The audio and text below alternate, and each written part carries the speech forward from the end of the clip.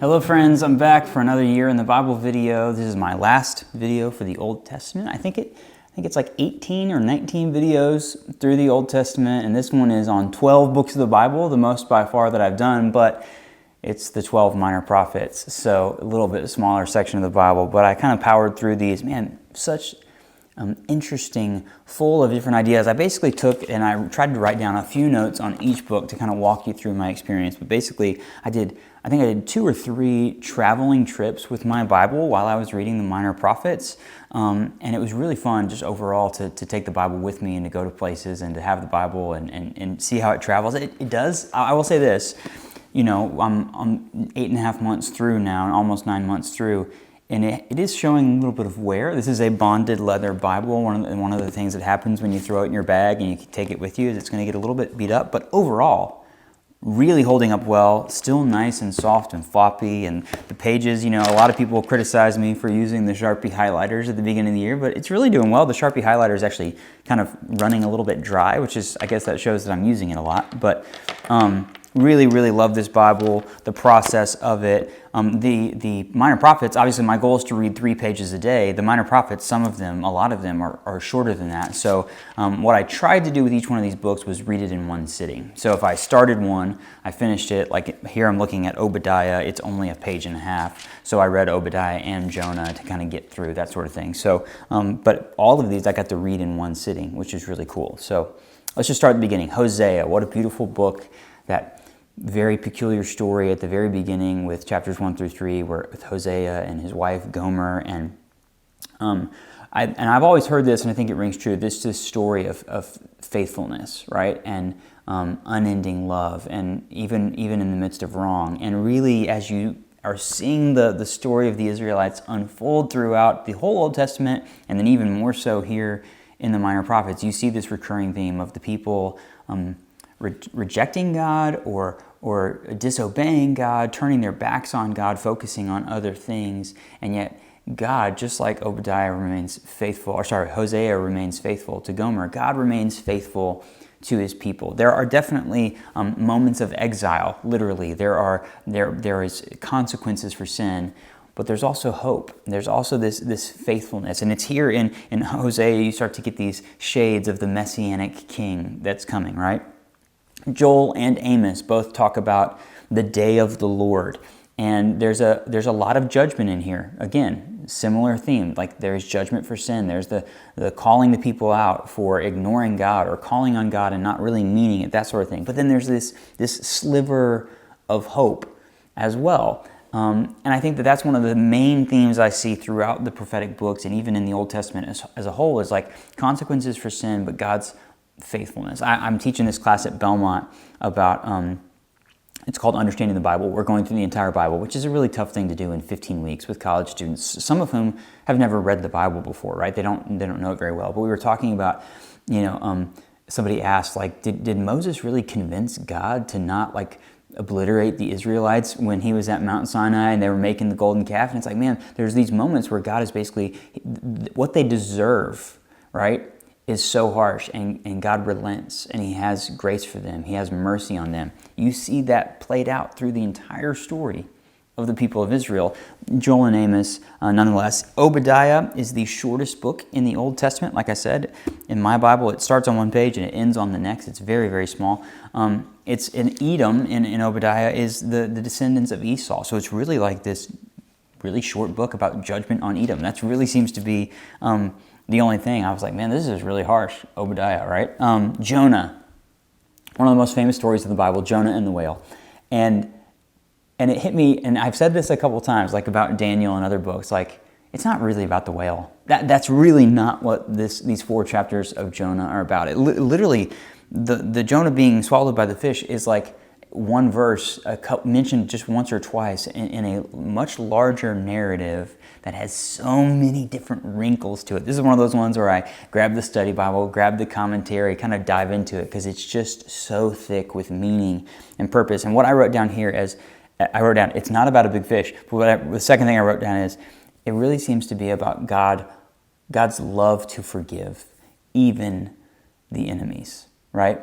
He goes to Nineveh, they repent, and God's like, hey, I care about these people, and like, I want to forgive. I want to be a God of forgiveness. And we see that played out, again, through the whole story of the Old Testament and then in the New Testament with God's son, Jesus. Like, there's this beautiful story here. I think you could probably, Jonah is one of those books that I read. I'm like, okay, I want to go back and like buy a book about Jonah and spend several weeks like just really immersing myself in this story and kind of seeing what God has for me. And Micah, I love Micah. It's a really beautiful book, kind of this trial scene, the prophetic accusations against the people. But again, followed by hope. The verse in Micah 6:8, to do justice, to love mercy, to walk humbly. One of my most favorite passages of the Bible, where he's telling people this is what God expects to you in response to all that God has done from you. So, and then in chapter 5, I highlighted this. I don't even think I've ever noticed this before. From you shall come forth one who is to rule Israel, whose origin is from old, ancient days. And he shall stand and feed his flock in the strength of the Lord, in the majesty of the name of the Lord his God. And they shall live secure, for now he shall be great to the ends of the earth, and he shall be the one of peace. I read that, and then I thought, I think it's in the Gospel of John, where after the resurrection, Jesus comes into the room with his disciples, and he says, peace, shalom, arania. He speaks peace into their life, and that's what Micah said was going to happen. Really, really beautiful. Once again, it ends with the promises. I wrote this. Once again, it ends with the promises of God's faithfulness. That's a repeated theme, time and time again. Nahum, kind of like Obadiah, is like prophecies against Assyria and Nineveh. So you have Jonah, where they're getting, God's forgiveness. But then here in Nahum, it's dark. The language in Nahum is like, this is intense. I would not want to be an Assyrian when these prophecies were being spelled out before me. Habakkuk, I actually have, I got to Habakkuk and I was like, oh, this is lament. Like, I hear people talk about Habakkuk and I'm like, man, I guess I just didn't remember that about the book of Habakkuk. It's like asking God to do something about the horrors of the earth and everything that's going wrong. And it really just feels like those Psalms of lament, like, God, where are you? What are you doing? What's going on?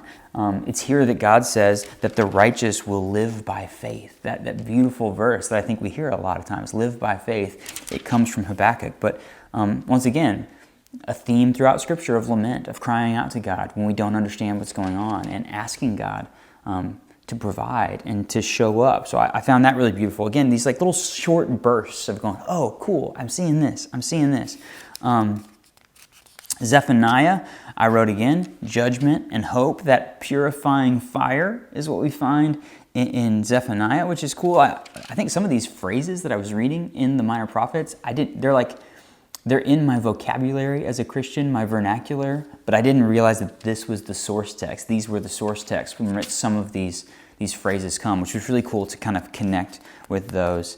And at the same time, sometimes I'm just reading this, like I said, with Nahum. It's like, oh, this is intense, and I'm kind of glad to be moving past it a little bit. Haggai, also very short. It's rebuilding Jerusalem. So this is post-exile. I read one little kind of commentary that talked about the Minor Prophets. It was like pre, during, and post-exile. So I like how once we are starting to get to the end of the Old Testament, we're getting beyond exile and the new temple is being built. Will they be obedient? We have Joshua and Zerubbabel and these key figures kind of at this post-exilic history of the people of Israel. And, hey, are you going to rebuild your own homes and not rebuild the temple? Are you not going to take care of that? That sort of thing. I love that. So you're kind of getting this more historical look at what happened after exile, which I think is nice to kind of transition closer to the New Testament. Very similar, kind of same themes happening in Zechariah. I noted for myself as I read Zechariah that it was intense in a good way. It was really deep. It was really profound. I wrote down here, powerful and authoritative. All of these different dreams and visions that Zechariah talks about. The Messianic king who rides the donkey and is the shepherd. It's like, oh, there's so much Jesus here in Zechariah. Again, something I just don't think I connected with. It talks about the New Jerusalem, right? So there's a lot of vivid imagery that I think really connects to our understanding of who Jesus is and what he's done for us. in chapter 8, they shall be my people. Another one of those phrases, they shall be my people, and I will be their God. We get that here in Zechariah. Here's that chapter 9. Lo, your king comes to you, triumphant and victorious is he, humble and riding on a donkey, on a colt, the foal of the donkey. You're like, oh, there's Jesus again. I'm seeing so much Jesus throughout these things. It says the people wander like sheep. They lack for a shepherd. We need a shepherd, right? So I think Zechariah, probably of all the minor prophets, was the one that I was like, oh. Well, I said I wanted to return to Jonah. Short book, a lot going on there. Zechariah was the one that I felt like this feels like significant. It feels like it has, like I said, weight, authority. It's powerful language. So I want to go back and study that one as well. What did I write here? At the very end of in my Bible, I wrote, this feels like an important book, but it's a bit difficult to follow. Again, so I'm just writing as I go. I read through all of Zechariah in one day, so 14 chapters, and it was like, okay, I was struggling a little bit, but it feels really important. And then Malachi, the final book of the Old Testament, kind of, it's one, I looked this up, Malachi was probably written 100 years post-exile. It's a really great final book for the Old Testament because it looks back and it looks forward. And I love that as a transition piece because it is looking back on so much that has happened before it in the Old Testament as the final book of the Old Testament. It's placed in the right spot, but it's also turning the page. It's inviting you to turn the page and to look forward. So here I am, finished 816 pages of the Old Testament in the NRSV Cambridge wide margin. I now am going to move into the New Testament. I have actually started. It starts over in my Bible at page 1, which is interesting. So it's kind of sets that delineation of the Hebrew Scriptures and the Greek New Testament. But excited to dive into the Gospels. But I'm just sitting here, and I'll probably post a video at the end of this where I just kind of reflect on the whole process. But the Old Testament is a really important book, an important collection of books, of writings. I think often modern Christians, we end up focusing a lot on the New Testament. Sometimes we neglect the Old Testament because it's harder to understand, it's harder to wrap our minds around, but I think everything that happens in the New Testament is so deeply rooted in what we find in the Old Testament. So it's been really fun for me. I mean, obviously, when you think about the Bible, I'm now in September. It took me over 8 months, right at 8 months, to do this, and I'm going to do the New Testament in like 2.5, 3 months. There's so much here, such importance. And here I am at the end of the Old Testament, having read it through over the last few months, really intentionally going, I obviously didn't get everything. I obviously didn't master all of the language and all of the stuff that's going on in here, which is something cool about the Bible. I think I'm going to be reading the Old Testament for the rest of my life and always finding something new, seeing new insights. That's what this has been a lot for me, is just the little things that I've noticed along the way that have really shaped, helped me form an even new love for the Bible more than I already love it. And I already really love the Bible, So really, really fun. I'm excited about the New Testament. Thank you again, as always, for watching these videos and supporting me. If you're in this journey with me, I'd love to hear an update from you, where you're at, what you're reading right now, and what you're diving into, what you're learning along the way. If you have questions about my journey, my process, some of the things that I said in this video, please drop those in the comments. I'm not sure exactly how I'm going to tackle this. I mean, the Gospels are big enough that I could do a video on. Let me know in the comments. Would you like me to do a video on each Gospel, or would you rather I just do one video at the end of the Gospels, like a Gospels video? Or maybe I could do Matthew. I could do Luke, Acts together. I don't know how I'm going to do it, but probably a video. Probably leaning towards a video per book, but maybe I'll combine some of them. Anyway.